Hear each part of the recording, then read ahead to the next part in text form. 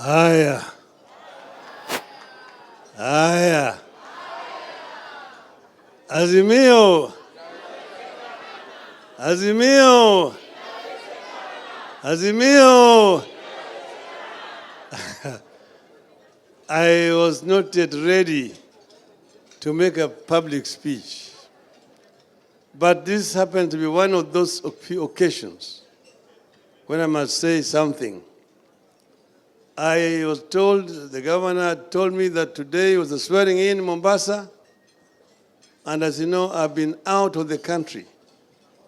I went to recuperate in the Spice Island of Zanzibar.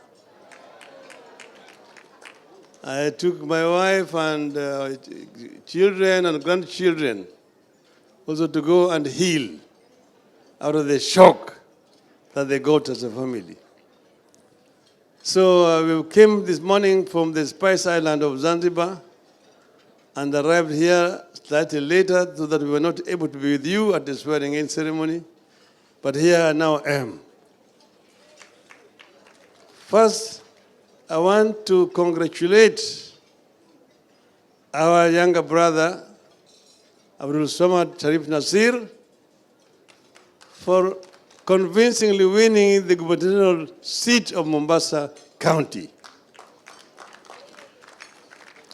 As you know, this was held later. It was deliberately left behind here and Kakamega, like our lawyer said in the court, so that they could have a trial after the rigging of the presidential elections. But the people of Mombasa showed clearly that they are truly Azimio and voted overwhelmingly for our candidate. This is the pride that we have, people as Azimio family. And the same thing happened also in Kakamega.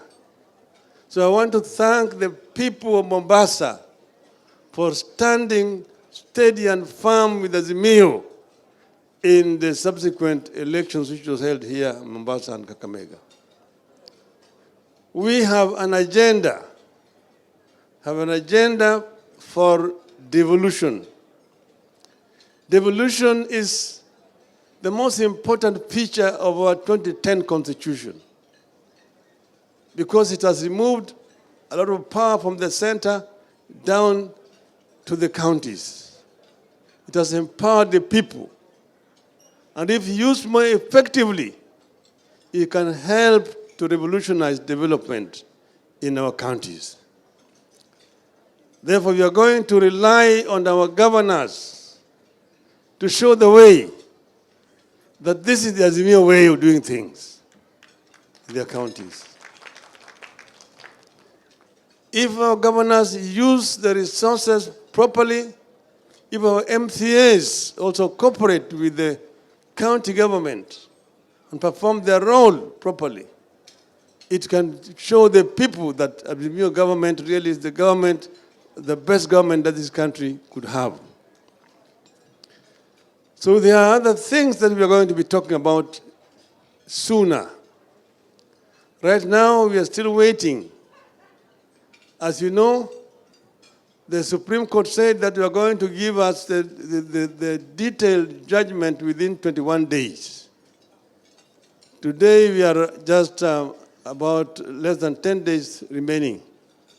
We want to wait to see what this detailed ruling is going to be about. But we, as people of Azimio, are shocked. I am not talking about this thing as Raila Odinga myself. It does not have to be Raila Odinga.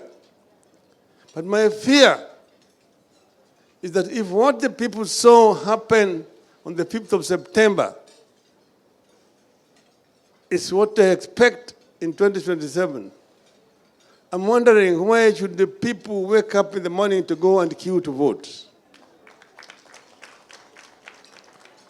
Why should women, the elderly, the disabled queue for so many hours to cast their votes, when at the end of the day, it is a mercenary from Venezuela, call it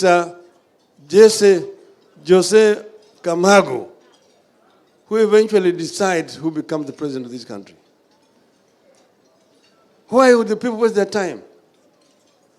Mamluki wanakuja kutoka Venezuela na wao ndio wanapiga kura. Alafu unaonyesha mahakama ile ndio sahihi ya bwana Josea Magu. Hii mashini ilitoa kura sahihi kule Mount Elgon. Dakika 8 baadaye imetoa kura kule Nyeri. Inawezekanaje? Mahakama inasema hiyo si hoja. Haya si hoja. Shame on the judiciary of this country. And I see them protesting and trying to give threats and people. We will talk. The constitution of this country gives power to the people of Kenya. And all those other people exercising power are exercising donated power. So the judiciary is no exception. If they become rogue, we have power as the people of this country to reform them and send them home. We can lead a 1 million march to the judiciary to say, "Kwendeni nyumbani." And they would have no choice but to go home. So the judiciary should not threaten, blackmail the people of this country after they have done the message that they've done. When you do, we say we respect, but we don't agree. And we have a right as a people not to agree with bad rulings of the judiciary. It is our constitutional right to say hii ruling ilikuwa shenzi. It is not based on any law. It is thuggery, judicial thuggery. And we are not going to accept these kind of things. As the people of Kenya, we will not be cowed. We will not be cowed. Nyayo tried it. We resisted him. And we are not going to allow another dictator to come into this country. We are not going to allow judiciary to become a dictator in our country.